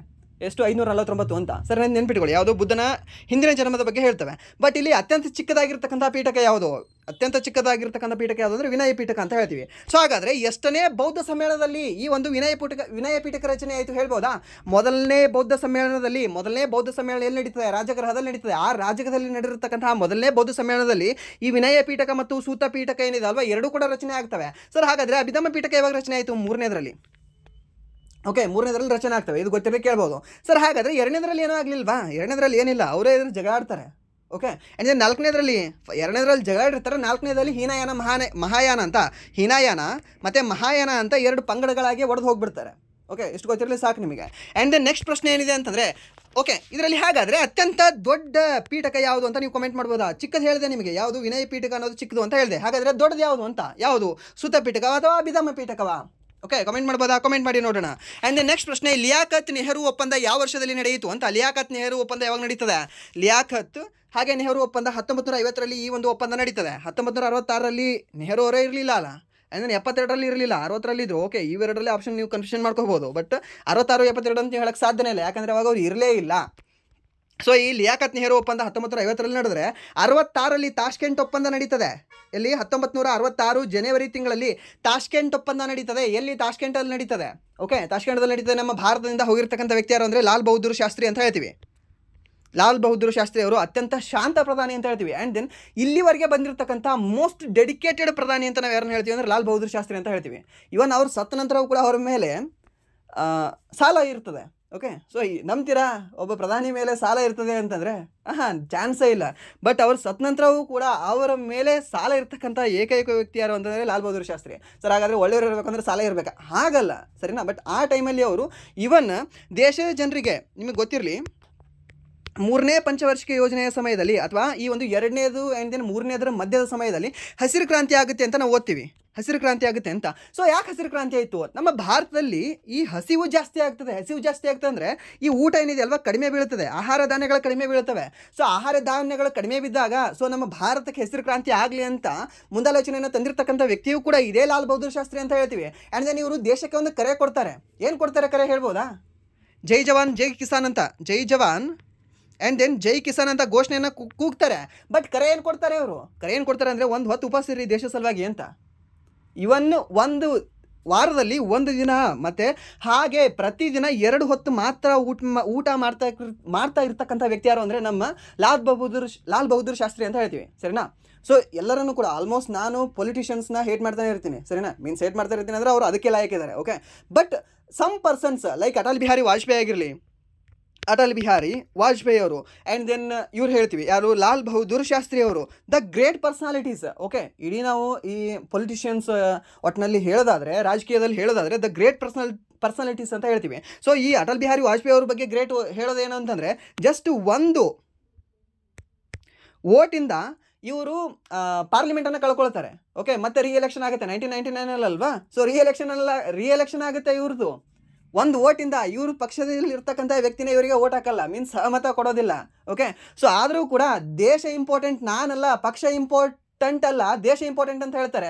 ಇವಾಗಿರೋರು ಏನಂತ ಹೇಳ್ತಾರೆ? ಪಕ್ಷನೇ ಇಂಪಾರ್ಟೆಂಟ್, ದೇಶ ಹೋಗಲಿ ಹಾಳಾಗಲಿ ಅಂತ. ಸರಿನಾ? ಸೊ ಆ ರೀತಿ ಇರ್ತಕ್ಕಂಥ ಅಟಲ್ ಬಿಹಾರಿ ವಾಜಪೇಯಿ ಅಂತ ಹೇಳ್ತೀವಿ ದ ಗ್ರೇಟ್ ಪರ್ಸನಾಲಿಟೀಸ್. ಆ್ಯಕ್ಚುಲಿ ಇವ್ರು ಹೇಳಬೇಕು ಅಂದರೆ ಇನ್ಸ್ಪಿರೇಷನ್ ತೊಗೊಳ್ಬೇಕು, ನಾನೇನಾದರೂ ರಾಜಕೀಯ ಹೋಗಬೇಕು ಮಾಡಬೇಕು ಅಂತಂದರೆ. ಸರಿನಾ? ಸೊ ಕ್ಲಾಸ್ವರೆಗೆ ಇದು ಕೂಡ ನಿಮಗೆ ಗೊತ್ತಿರಬೇಕು. ಯಾಕೆಂದರೆ ಲಾಸ್ಟ್ ನಿಮಗೆ ಯಾವುದು BMTC ಎಕ್ಸಾಮಲ್ಲಲ್ವಾ? BMTC ಎಕ್ಸಾಮು ಅಥವಾ ಐ ಥಿಂಕ್ BMTC HK ಅನಿಸುತ್ತೆ, ಎಕ್ಸಾಕ್ಟ್ ಇದೆ. ಆ BMTC HK ಎಕ್ಸಾಮಲ್ಲೇ ಕೇಳಿದ್ದಾನೆ. ಮೀನ್ಸ್ ಒಂದು ವಿರೋಧ ಮತದಿಂದ ಯಾರು ತಮ್ಮ ಒಂದು ಪಾರ್ಲಿಮೆಂಟನ್ನು ಕಳ್ಕೊಂಡ್ರು ಅಂತ, ಯಾರು ಅಂತಂದರೆ ಇದೇ ವ್ಯಕ್ತಿ ಅಟಲ್ ಬಿಹಾರಿ ವಾಜಪೇಯಿ ಅವರು. ಇದು ಕೂಡ ನಿಮ್ಗೆ ಗೊತ್ತಿರಬೇಕು. ಆ್ಯಂಡ್ ದೆನ್ ಒಂದು ಇದನ್ನೇ ಕೇಳ್ತಾನೆ ಈ ರೀತಿ. ಮೀನ್ಸ್ ಬುಕ್ಕಿನ ಹೊರಗಡೆ ಏನಿದೆಯಲ್ಲ, ಬುಕ್ಕಿನ ಹೊರಗಡೆ ನಿಮಗೆ ಸಾಕಷ್ಟು ಪ್ರಶ್ನೆಗಳಿರ್ತವೆ. ಲಾಸ್ಟ್ ಇಯರ್ SSC MTS ಅಲ್ಲಿ ಕೇಳ್ತಾನೆ ಏನು ಅಂತಂದರೆ, ಯಾವ ಈ ವ್ಯಕ್ತಿ ಸೌರವ್ ಗಂಗೂಲಿ ಅವರು ಈ ಇಂಡಿಯಾ ಮತ್ತು ಇಂಗ್ಲೆಂಡಿನ ಟೆಸ್ಟ್ ಮ್ಯಾಚ್ ನಡೆದಾಗ ಅವರು ಒಂದು ಗಾಳಿಯಲ್ಲಿ ಅವರು ಟಿ ಶರ್ಟ್ ತೆಗೆದು, ಅವ್ರದ್ದು ಏನು ಜರ್ಸಿ ಇದೆ ಅಲ್ವಾ, ಜರ್ಸಿ ತೆಗೆದು ಗಾಳಿಯಲ್ಲಿ ವೇವ್ ಮಾಡ್ತಾರೆ. ಸೊ ಹಾಗಾದರೆ ಆ ವೇವ್ ಮಾಡಿರ್ತಕ್ಕಂಥ ಸ್ಟೇಡಿಯಂ ನೇಮ್ ಏನು ಅಂತ ಕೇಳಿದ್ದಾನೆ. ಹೇಳೋಕ್ಕಾಗತ್ತಾ? ಹೇಳಿ ನೋಡೋಣ, ಇದನ್ನು ಕಮೆಂಟ್ ಮಾಡಿ. ಸೊ ಯಾವ ವರ್ಷದಲ್ಲಿ ನಡೀತದೆ ಈ ಮ್ಯಾಚ್? 2003 ನಡೆದಿದೆ ಆ ಮ್ಯಾಚ್, ಸರಿನಾ? ಇದು ಕೇಳಿದ್ದಾನೆ. ಬಟ್ ಇದನ್ನು ನಮಗೆ ಎಕ್ಸ್ಟ್ರಾ ಏನು ಓದಿರ್ತೀವಿ ಅಲ್ವಾ, ಎಕ್ಸ್ಟ್ರಾ ಏನೋ ಒಂದು ತಿಳ್ಕೊಂಡಿರ್ತೀವಿ. ಓಕೆ, ಯಾವುದೂ ಕೂಡ ಯೂಸ್ಲೆಸ್ ಅಲ್ಲ, ಪ್ರತಿಯೊಂದು ಮಾಹಿತಿ ಕೂಡ ನಮಗೆ ಯೂಸ್ಫುಲ್ ಆಗಿರುತ್ತೆ. ಪೇಪರ್ ಓದ್ತಿರ್ತೀರಾ, ಯೂಸ್ಫುಲ್ ಆಗುತ್ತೆ. ಜಸ್ಟ್ ರೀಲ್ ಸ್ಕ್ರೋಲ್ ಮಾಡ್ತೀರಾ, ಅಲ್ಲಿ ಯೂಸ್ಫುಲ್ ಆಗುತ್ತೆ. ಬಟ್ ಕುಣಿಯೋದು ಮಾಡೋದು ಅದಲ್ಲ. ಬಟ್ ಬೇರೆ ನೋಡ್ತಿರ್ತೀರಲ್ವ, ಅದು ನಿಮ್ಗೆ ಯೂಸ್ಫುಲ್ ಆಗುತ್ತೆ. ಒಟ್ಟಿನಲ್ಲಿ ನೆನಪಿಟ್ಕೊಳ್ಳೋಕ್ಕೆ ಟ್ರೈ ಮಾಡ್ತಾ ಹೋಗಿ. ನೀವು ಬುಕ್ನಲ್ಲಿ ಓದೇ ನೆನ್ಪಿಟ್ಕೊಳ್ಬೇಕು ಅಂತಂದರೆ ಆಗಲ್ಲ. ಆ್ಯಂಡ್ ಇಲ್ಲಿ ಮತ್ತೆ ರಿಟರ್ನ್ ಕ್ಲಾಸಿಗೆ ಬರೋದಾದರೆ 1972ರಲ್ಲಿ ಯಾವ ಒಂದು ಒಪ್ಪಂದ ಆಗುತ್ತೆ? 1972ರಲ್ಲಿ ಶಿಮ್ಲಾ ಒಪ್ಪಂದ ಅಂತ ಹೇಳ್ತೀವಿ, ಸರಿನಾ? ಯಾವುದು? ಶಿಮ್ಲಾ ಒಪ್ಪಂದ ಅಂತ. ಈ ಶಿಮ್ಲಾ ಒಪ್ಪಂದ ಟೋಟಲಿ 2 ಸರಿ ಆಗಿದೆ, 1 ಸರಿ ಆಗಿದೆ, 3 ಸರಿ ಆಗಿದೆಯಾ? ಟೋಟಲಿ 3 ಸರಿ ಆಗಿದೆ ಇದು. ಓಕೆ, ಸೊ ನಾರ್ಮಲ್ ಆಗಿ ನೀವು ಓದೋದಾದರೂ ಕೂಡ 2 ಸರಿ ಅಂತ ಓದಿರ್ತೀರ. 2 ಸರಿ ಅಲ್ಲ, ಟೋಟಲಿ ಶಿಮ್ಲಾ ಒಪ್ಪಂದ ಏನಿದೆ ಅಲ್ವಾ, ಈ ಶಿಮ್ಲಾ ಒಪ್ಪಂದ 3 ಸರಿ ಆಗುತ್ತೆ. ಯಾವ 3 ಸರಿ ಸರ್ ಹೇಳ್ಬೋದಾ? ಓಕೆ, ಹೇಳ್ತೀನಲ್ಲ, ಏನು ಪ್ರಾಬ್ಲಮ್ ಇದೆ. ಒಂದು 1914ರಲ್ಲಿ, ಇನ್ನೊಂದು ಯಾವಾಗ 1945ರಲ್ಲಿ, ಇನ್ನೊಂದು ಯಾವಾಗ 1972ರಲ್ಲಿ, ಸರಿನಾ? ಸೊ ಇಲ್ಲಿ ವೆವೆಲ್ ಏನಿದಾನಲ್ವ, ಲಾರ್ಡ್ ವೆವೆಲ್, ಆತ ಮಾಡ್ತಾನೆ ಈ ಶಿಮ್ಲಾ ಒಪ್ಪಂದವನ್ನು. ಆ್ಯಂಡ್ ದೆನ್ 72ರಲ್ಲಿ ಯಾರ್ಯಾರ ನಡುವೆ ಆಗುತ್ತೆ ಅಂದರೆ ಜುಲ್ಫಿಕರ್ ಭುಟ್ಟೋ ಮತ್ತು ನಮ್ಮ ಇಂದಿರಾ ಗಾಂಧಿ ಅವ್ರ ಮಧ್ಯೆ ಆಗುತ್ತೆ. ಆ್ಯಂಡ್ ದೆನ್ 14ರಲ್ಲಿ ಯಾಕಾಯ್ತು ಸರ್ ಇದು? ಯಾಕಾಯಿತು ಬೇಕಲ್ವಾ? 14ರಲ್ಲಿ ಈ ನೇಪಾಳ, ಟಿಬೇಟ್, ಚೀನಾ ಮತ್ತು ನಮ್ಮ ಬ್ರಿಟಿಷ್ ಇಂಡಿಯಾದ ಮಧ್ಯೆ ಈ ಬಾರ್ಡರ್ ಡಿಸ್ಪ್ಯೂಟ್ ಆಗಿರುತ್ತೆ. ಬಾರ್ಡರ್ ನಿಮ್ದೆಷ್ಟು ನಮ್ದೆಷ್ಟು ಅಂತ. ಸರ್ ಬ್ರಿಟಿಷರು ಯಾಕೆ ಸರ್ ಇದನ್ನೆಲ್ಲ ಮಾಡಿಕೊಂಡ್ರು? ಬ್ರಿಟಿಷರು ಎಲ್ಲ ಬೇಕಾದ್ರೆ ನುಗ್ಗೋರಲ್ಲ, ಚೀನಾ ಇದೆ ರೀ ಇಲ್ಲಿ. ಓಕೆ, ಚೀನಾಗೆ ಹೆದರಬೇಕಲ್ಲ ಅಲ್ವಾ? ಸೊ ಚೀನಾಗೆ ಹೆದರಬೇಕು ಅಂತಾನೆ ಚೀನಾ ಏನು ಮಾಡುತ್ತೆ, ಒಪ್ಪಂದ ಮಾಡ್ಕೊಳುತ್ತೆ 1914ರಲ್ಲಿ. ಅದನ್ನು ನಾವೇನಂತ ಕರಿತೀವಿ? ಶಿಮ್ಲಾ ಅಗ್ರಿಮೆಂಟ್ ಅಂತ ಕರಿತೀವಿ. ಸೊ ಏನು ಚೀನಾ ಬಾರ್ಡರ್ ಇದೆಯಲ್ವಾ ಪ್ರಸ್ತುತ, ಆ ಚೀನಾ ಬಾರ್ಡರ್ ಯಾವಾಗ ರಚನೆ ಆಯಿತು ಅಂದರೆ 1914ರಲ್ಲಿ ರಚನೆ ಆಗಿದೆ. ಇದು ನಿಮ್ಗೆ ಗೊತ್ತಿರಲಿ. Okay, and then Pakistan border ಯಾವಾಗ ರಚನೆ ಆಗಿದೆ? 1947ರಲ್ಲಿ ರಚನೆ ಆಗಿದೆ. ಆ್ಯಂಡ್ ದೆನ್ ಈ ಬಾಂಗ್ಲಾದೇಶ ಬಾರ್ಡರ್ ಯಾವಾಗ ರಚನೆ ಆಗಿದೆ? 1947ರಲ್ಲೇ ರಚನೆ ಆಗಿದೆ. ಓಕೆ, ಇದಕ್ಕೂ ಕೂಡ ನಾವು ರ್ಯಾಡ್ಕ್ಲಿಫ್ ಲೈನ್ ಅಂತ ಕರಿತೀವಿ. ಆ್ಯಕ್ಚುಲಿ ನಾವೇನು ಹೇಳ್ತೀವಿ, ಪಾಕಿಸ್ತಾನ ಮತ್ತು ಇಂಡಿಯಾದ ಮಧ್ಯೆ ಕಂಡುಬರ್ತಕ್ಕಂಥ ಲೈನ್ ಇದೆ ಅಲ್ವಾ, ರ್ಯಾಡ್ಕ್ಲಿಫ್ ಲೈನ್ ಅಂತ ಕರಿತೀವಿ. ಆ್ಯಕ್ಚುಲಿ ಅವಾಗಲ್ಲ, ಈ ಪಾಕಿಸ್ತಾನ ಆವಾಗಲೂ ಕೂಡ ಪಾಕಿಸ್ತಾನ 2 ಭಾಗ ಇತ್ತು. ಒಂದು ಪೂರ್ವ ಪಾಕಿಸ್ತಾನ, ಇನ್ನೊಂದು ಪಶ್ಚಿಮ ಪಾಕಿಸ್ತಾನ ಅಂತ. ಸೊ ಎರಡನ್ನೂ ಕೂಡ ಅಳೆದಿರ್ತಕ್ಕಂಥ ವ್ಯಕ್ತಿಯ ಒಬ್ಬ ರ್ಯಾಡ್ಕ್ಲಿಫ್ ಅನ್ನೋ ವ್ಯಕ್ತಿ. ಸೊ ಆತನ ಹೆಸರ ಮೇಲೆ ಆ ಒಂದು ಲೈನ್ಗೆ ನಾವು ಕರಿತೀವಿ. ಓಕೆ, ಸೊ ಹಾಗಾದರೆ ಅಫ್ಘಾನಿಸ್ತಾನ್ ದೇಶ ಕೂಡ ಒಂದು ಬಾರ್ಡರ್ ಇದೆ ಅಲ್ವಾ, ಡ್ಯೂರೆಂಟ್ ಲೈನ್ ಅಂತ. ಆ ಡ್ಯೂರೆಂಟ್ ಲೈನನ್ನು ಯಾವಾಗ ಅಳೆದ್ರು? ಅದನ್ನು ಬೇಕಲ್ಲ, 1897 ಅಂತ ಹೇಳ್ತೀವಿ. ನೆನ್ಪಿಟ್ಕೊಳ್ಳಿ ಇಸ್ವಿನ. ಓಕೆ, ಸೊ ಬೇರೆ ಎಕ್ಸ್ಟ್ರಾ ನೀವು ಬರ್ಕೊಂಡು ಇಟ್ಕೊಳ್ಳಿ, ಸಾಕಷ್ಟು ನಿಮಗೆ ಯೂಸ್ಫುಲ್ ಆಗ್ತೀವಿ ಇವೆಲ್ಲವೂ ಕೂಡ. ಆ್ಯಂಡ್ ದೆನ್ 1960ರಲ್ಲಿ ಯಾವುದು ಒಪ್ಪಂದ ಅಂತ ಹೇಳ್ಬೋದಾ? ಯಾವುದು? ಸಿಂಧು ನದಿ ಒಪ್ಪಂದ ಯಾವಾಗಾಯಿತು? 1960ರಲ್ಲಿ ಆಗುತ್ತೆ, ಸೆಪ್ಟೆಂಬರಲ್ಲಿ ಆಗುತ್ತೆ. ಯಾರ್ಯಾರ ಮಧ್ಯೆ ಆಗುತ್ತೆ? ನಮ್ಮ ಭಾರತದ ನೆಹರು ಅವ್ರ ಮಧ್ಯೆ, ಹಾಗೆ ಪಾಕಿಸ್ತಾನದ ಅಯೂಬ್ ಖಾನ್ ಅವ್ರ ಮಧ್ಯೆ ಆಗುತ್ತೆ. ಎಲ್ಲಿ ಆಗುತ್ತೆ? ಕರಾಚಿಯಲ್ಲಿ ಆಗುತ್ತೆ. ಇಂಪಾರ್ಟೆಂಟ್ ಇದೆ. ಯಾರು ಮಧ್ಯಸ್ಥಿಕೆ ವಹಿಸ್ಕೊಂಡ್ರು? ಯಾವುದು ವರ್ಲ್ಡ್ ಬ್ಯಾಂಕ್ ಅವರು ಮಧ್ಯಸ್ಥಿಕೆನ ವಹಿಸ್ಕೊಳ್ತಾರೆ ಅಲ್ವಾ? ಸೊ ಹೀಗೆ ಓದ್ಕೊಳ್ಳಿ, ನೆನಪು ಉಳಿತದೆ. ಓಕೆ, ಸೊ ಇಂಪಾರ್ಟೆಂಟ್ ಇದೆ. ಆ್ಯಂಡ್ ದೆನ್ ನೆಕ್ಸ್ಟ್ ಪ್ರಶ್ನೆ, ಮದನ್ ಲಾಲ್ ಡಿಂಗ್ರಾ ಅವರಿಗೆ ಸಂಬಂಧಿಸಿರ್ತಕ್ಕಂಥ ಕೊಲೆ ಪ್ರಕರಣ ಯಾವುದು ಅಂತ ಕೇಳಿದ್ದಾನೆ. ಸೊ ಕ್ವಿಕ್ಕಾಗಿ ಹೋಗೋಣ. ಯಾವುದು ಅಂದರೆ ಮದನ್ ಲಾಲ್ ಡಿಂಗರ್ ಅವರಿಗೆ ಸಂಬಂಧಪಟ್ಟಿರ್ತಕ್ಕಂಥ ಕೊಲೆ ಪ್ರಕರಣ ಯಾವುದು ಅಂದರೆ ಕರ್ಜನ್ ವೈಲಿಯ ಕೊಲೆ ಪ್ರಕರಣ ಅಂತ ಹೇಳ್ತೀವಿ. ಆ್ಯಂಡ್ ದೆನ್ ಜಾಕ್ಸನ್ ಕೊಲೆ ಪ್ರಕರಣ ಯಾವುದು? ಈ ಅನಂತ್ ಅಂತ ಬರ್ತಾರೆ ಒಬ್ಬರು, ಸರಿನಾ? ಯಾರು ಅವರು? ಅನಂತ್ ಲಕ್ಷ್ಮಣ್ ಕನ್ಹಾರೆ ಅನ್ನೋರು. ಓಕೆ, ಅನಂತ್ ಲಕ್ಷ್ಮಣ್ ಕನ್ಹಾರೆ ಅವರಿಗೆ ಸಂಬಂಧಪಟ್ಟಿರ್ತಕ್ಕಂಥ ಪ್ರಕರಣ ಯಾವುದು ಅಂದರೆ ಜಾಕ್ಸನ್ ಕೊಲೆ ಪ್ರಕರಣ ಅಂತ ಹೇಳ್ತೀವಿ. ಆ್ಯಂಡ್ ದೆನ್ ಡಯರ್ನ ಪ್ರಕರಣ ಯಾವುದು? ಡಯರ್ ನಮ್ಮ ಉದಯ್ ಸಿಂಗ್ ಅವರು ಬ್ರಿಟನ್ಗೆ ಹೋಗಿಸಿದ್ರೆ ಅವನಿಗೆ ಡನ್ ಅನಿಸ್ತು ಬರ್ತಾರೆ. ಓಕೆ, ಯಾರು? ನಮ್ಮ ಉಧಮ್ ಸಿಂಗ್ ಅಂತ ಹೇಳ್ತೀವಿ. ಓಕೆ, ಉಧಮ್ ಸಿಂಗ್. ಆ ಉಧಮ್ ಸಿಂಗ್ ಏನಿದಾರಲ್ವ, ಈ ಡಯರ್ನನ್ನು ಕೊಲೆ ಮಾಡಿ ಬರ್ತಾರೆ, ಶೂಟ್ ಮಾಡಿ, ಹೈ ಡಯರ್ ಅಂತ. ಓಕೆ, ನೋಡಿಲ್ಲ ಅಂತ ಹೇಳಿದರೆ ಒಂದು ಗನ್ ಶಾಟ್ ಹೊಡೆದು ಬರ್ತಾರೆ. ಓಕೆ, ಸೊ ಅಲ್ಲೇ ಅವರು ಕೂಡ ಈ ಗಲ್ಲಿಗೆ ಇರ್ತಾರೆ. ಯಾರು? ಉಧಮ್ ಸಿಂಗ್ ಅಂತ ಹೇಳ್ತೀವಿ. ಆ್ಯಂಡ್ ದೆನ್ ಆಸ್ಟರ್ಸ್ ಆ್ಯಂಡ್ ರಾಂಡ್ ಕೊಲೆ ಯಾರು ಮಾಡ್ತಾರೆ? ಚಾಪೇಕರ್ ಬ್ರದರ್ಸ್. ಈ ರಾಂಡ್ ಕಮಿಷನ್ ಬರುತ್ತೆ, ಪೋಲಿಯೋ ಕಮಿಷನ್ ಅಂತ ಹೇಳ್ತೀವಿ ಇದಕ್ಕೆ ಆ್ಯಕ್ಚುಲಿ, ಸರಿನಾ? ಆ ಒಂದು ಕಮಿಷನ್ ಬಂದಾಗ ಅವರೆಲ್ಲರೂ ಕೂಡ ಹೇಗೆ ಅಂತಂದರೆ ಸುಮ್ಮನೆ ಬಡವ್ರ ಮನೆಗೆ ನುಗ್ಗೋದು, ಅವರಲ್ಲಿ ಇರ್ತಕ್ಕಂಥ ಆಸ್ತಿಗಳನ್ನು ಹೊರಗೆ ತೆಗೆಯೋದು, ಸುಮ್ಮನೆ ಅಲ್ಲಿರ್ತಕ್ಕಂತಹ ಮಹಿಳೆಯರ ಮೇಲೆ ಕೈ ಹಾಕೋದು, ಸೊ ಎಲ್ಲವೂ ಕೂಡ ಮಾಡ್ತಿರೋದನ್ನು ಈ ಚಾಪೇಕರ್ ಬ್ರದರ್ಸ್ ನೋಡಿ ಎಷ್ಟು ಮಾಡೋದ್ರಲ್ಲೇ ಇವ್ರೆ. ಸರ್ವೆ ಮಾಡ್ಕೊಂಡು ಹೋಗ್ಬೇಕು ಮುಚ್ಕೊಂಡು. ಸೊ ಜಾಸ್ತಿ ಮಾಡ್ತಿದ್ದಾರೆ ಅಂತ ಏನು ಮಾಡ್ತಾರೆ, ಚಾಪೇಕರ್ ಇಬ್ಬರು ಬ್ರದರ್ಸ್ ಓಕೆ ನೋಡ್ಕೊಳ್ಳೋಣ ಇವನನ್ನು ಕೈಯನ್ನು ಒಬ್ಬನನ್ನು, ಯಾರು? ಈ ಆಸ್ಟರ್ಸ್ ಮತ್ತು ಈ ಕಮಿಷನರ್ ರಾಂಡ್ ಏನಿದಾರಲ್ಲ ಇವ್ರಿಬ್ಬರನ್ನು ಕೂಡ ನೋಡ್ಕೊಳ್ಳೋಣ ಅಂತ ಹೋಗಿ ಅವ್ರನ್ನು ಕೂಡ ಇದ್ರೇನೋ ಕೊಲೆ ಮಾಡಿಬಿಡ್ತಾರೆ, ಸರಿನಾ? ಸೊ ಆ ಒಂದು ಕೊಲೆಯನ್ನು ನಾವು ಏನಂತ ಕರಿತೀವಿ ಅಂದರೆ ಈ ಒಂದು ಆಸ್ಟರ್ಸ್ ಆ್ಯಂಡ್ ಕಮಿಷನರ್ ರಾಂಡ್ ಕೊಲೆ ಪ್ರಕರಣ ಅಂತ ಕರಿತೀವಿ. ಯಾರು ಮಾಡಿದ್ರು? ಚಾಪೇಕರ್ ಬ್ರದರ್ಸ್, ಸರಿನಾ? ಚಾಪೇಕರ್ ಬ್ರದರ್ಸ್ ಅವ್ರ ಬಗ್ಗೆ ಹೋಗಿ ಒಂದು ರೀತಿ ಇನ್ಸ್ಪಿರೇಷನ್ ಇದೆ ಅವ್ರ ಬಗ್ಗೆ ಕೂಡ. ಆ್ಯಂಡ್ ದೆನ್ ಮದನ್ ಲಾಲ್ ಡಿಂಗ್ರಾ ಒಂದು ರೀತಿ ಫ್ಯಾಷನ್. ನೀವೇ ಹೇಳ್ತಿರ್ತೀರಲ್ವಾ, ನಾನು ಅಷ್ಟು ಫ್ಯಾಷನ್ ಇದೆ, ನನಗೆ ಅಷ್ಟು ಆಟಿಟ್ಯೂಡ್ ಇದೆ ಅಂತ. ಸೊ ಅದಕ್ಕೆ ಒಂದು ಕಿರೀಟ ಯಾರು ಅಂತಂದರೆ ಮದನ್ ಲಾಲ್ ಡಿಂಗ್ರಾ. ಎಲ್ಲಿ? ಲಂಡನಲ್ಲಿ ಓದ್ತಾ ಲಂಡನಲ್ಲಿ ಕೈಯಲ್ಲಿ ಒಂದು cigarette and then full pub and then club ಅಂತ ತಿರುಗಾಡ್ತಿರ್ತಕ್ಕಂಥ ವ್ಯಕ್ತಿ ಯಾರು ಅಂದರೆ ಮದನ್ ಲಾಲ್ ಡಿಂಗ್ರಾ ಅವರು. ಆ್ಯಂಡ್ ದೆನ್ ಇವರಿಗೆ ಸಿಕ್ಕಿರ್ತಕ್ಕಂಥ ವ್ಯಕ್ತಿ ಯಾರು ಅಂದರೆ ವಿ ಡಿ ಸಾವರ್ಕರ್ ಅವರು ಸಿಗ್ತಾರೆ. ವಿ ಡಿ ಸಾವರ್ಕರ್ ಹೇಳ್ತಾರೆ, ಏನು ನಮ್ಮ ಭಾರತ ದೇಶ ಹಾಗಾಗಿದೆ, ನೀನು ನೋಡಿದ್ರೆ ಇಲ್ಲಿ ಫ್ಯಾನ್ಸಿಯಾಗಿರ್ತಿದೆಯಾ ಅಂತ. ಸೊ ಅವಾಗ ಇವರು ಒಂದು ಜಸ್ಟ್ ಫೋಕಸ್ ಮಾಡಿರೋದು ಯಾರಿಗೆ ಅಂದರೆ ಕರ್ಜನ್ ವೈಲಿ ಮೇಲೆ ಫೋಕಸ್ ಮಾಡ್ತಾರೆ. ಓಕೆ, ಇವನಿಗೊಂದು ಹಾರಿಸೋನು ಅಂತ ಆಲ್ಮೋಸ್ಟ್ ಒಂದು 15 ಡೇಸ್ ಇವನು ಬೆನ್ನ ಹತ್ತಾರೆ, ಸಿಗಲ್ಲ. ಒಂದಿನ ಹೋಗ್ತಾರೆ, ಸಿಗ್ತಾರೆ, ಒಂದು ಶೂಟ್ ಮಾಡ್ತಾರೆ, ಶೂಟ್ ಮಾಡಿ ಓಡ್ ಹೋಗಲ್ಲ, ನಗ್ತಾ ನಿಂತಾರೆ.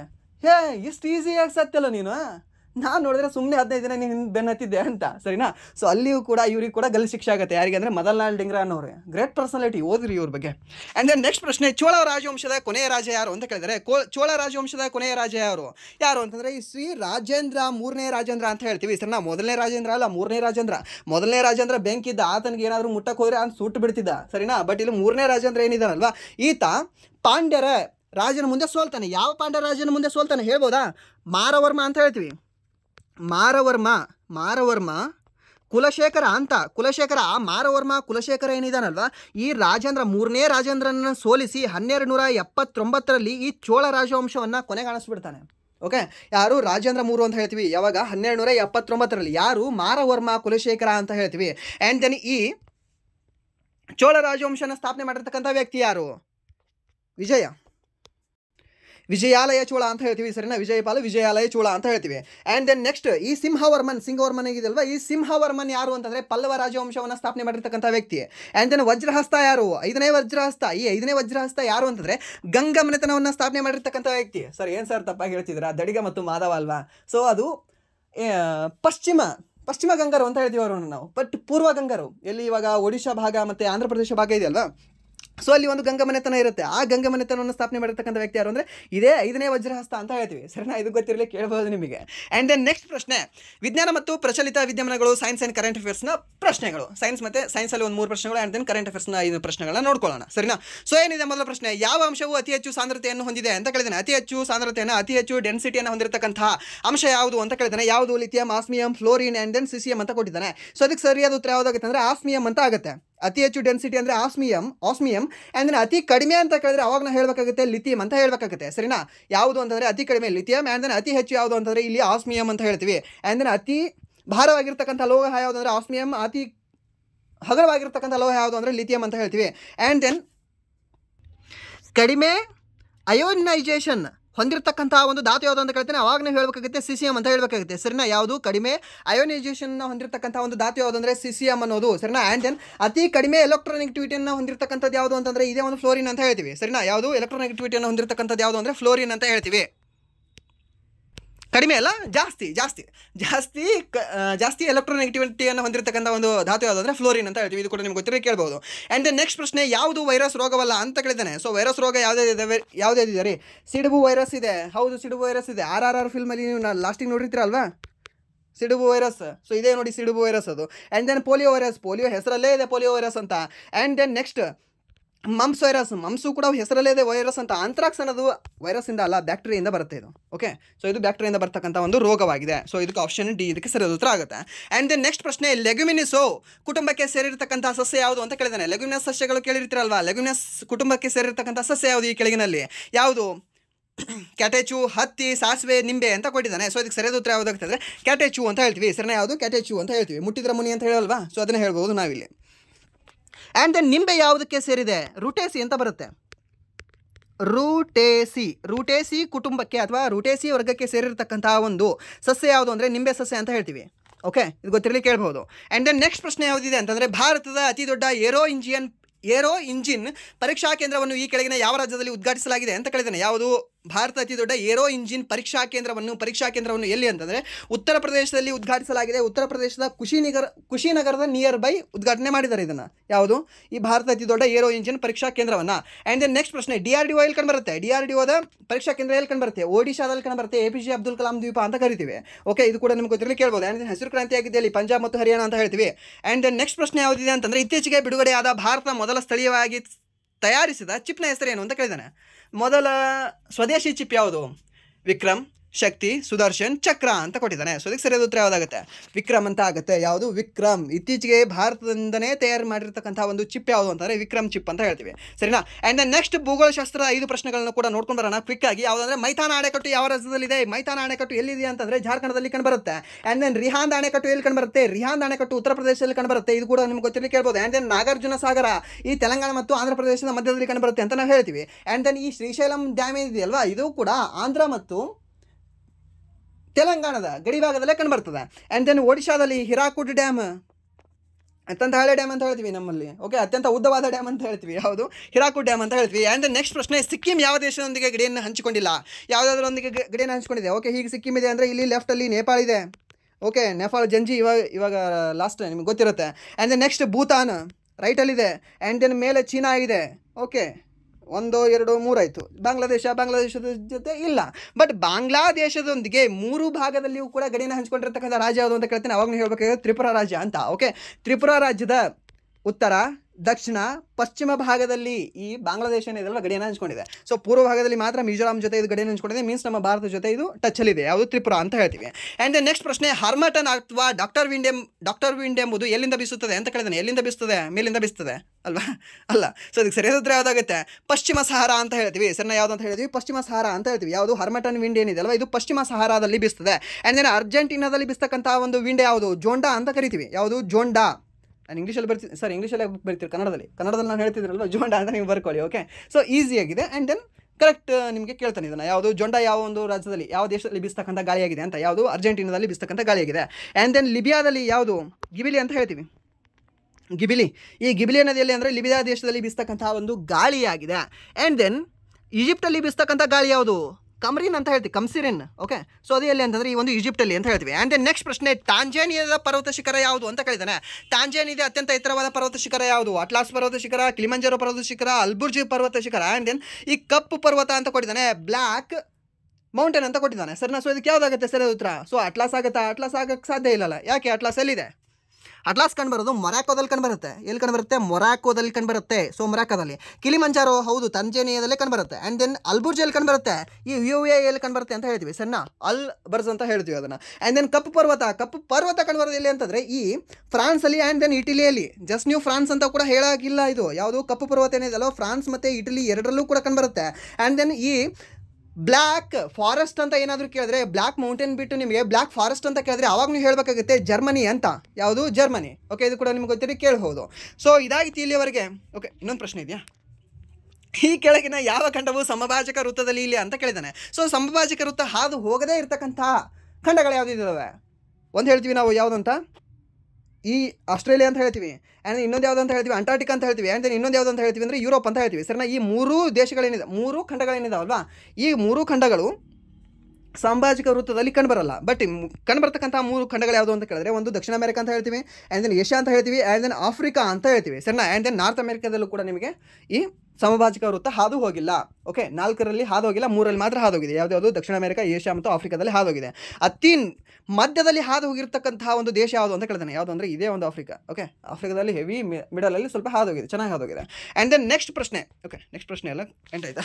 ಓಕೆ, ಸೊ ಇದಾಗಿತ್ತು ಇಲ್ಲಿವರೆಗೆ SSC MTS ಹಾಗೆ RRB ಡಿ ಗ್ರೂಪ್ ಎಕ್ಸಾಮ್ಗೆ ಮತ್ತು ಮುಂಬರ್ತಕ್ಕಂಥ ಎಲ್ಲ ಸೆಂಟ್ರಲ್ ಗೌರ್ಮೆಂಟ್ ಎಕ್ಸಾಮ್ಗೆ ಕೇಳಬಹುದಾದಂತಹ ಪ್ರಮುಖ GK ಪ್ರಶ್ನೆಗಳು. ಸೊ ಇಲ್ಲಿವರೆಗೂ ವಿಡಿಯೋ ನೋಡಿ, ವಿಡಿಯೋ ಏನಾದರೂ ನಿಮ್ಗೆ ಇಷ್ಟ ಆಗಿದ್ರೆ, ಸೊ GK ಕ್ಲಾಸ್ ಏನಾದರೂ ನಿಮಗೆ ಯೂಸ್ಫುಲ್ ಅನ್ನಿಸ್ತಾ ಇದ್ರೆ, ಓಕೆ ಈ ರೀತಿಯ ಪ್ರಶ್ನೆಗಳು ಬರ್ತಾವೆ ಅಂತ ಅನಿಸಿದ್ರೆ ಪ್ಲೀಸ್ ವಿಡಿಯೋನ ಲೈಕ್ ಮಾಡಿ, ಸಬ್ಸ್ಕ್ರೈಬ್ ಮಾಡಿ, ಹಾಗೆ ನಿಮ್ಮ ಫ್ರೆಂಡ್ಸು ಕೂಡ ಶೇರ್ ಮಾಡಿ ಅಂತ ಹೇಳ್ತಾ, ಹಾಗೆ ನಿಮ್ಮ ಫ್ರೆಂಡ್ಸ್ನ ಗ್ರೂಪಿಗೆ ಶೇರ್ ಮಾಡಿ ಅಂತ ಹೇಳ್ತಾ ವಿಡಿಯೋನ ಎಲ್ಲಿಗೆ ಎಂಡ್ ಮಾಡ್ತಾ ಇದ್ದೀನಿ. Once again thank you so much.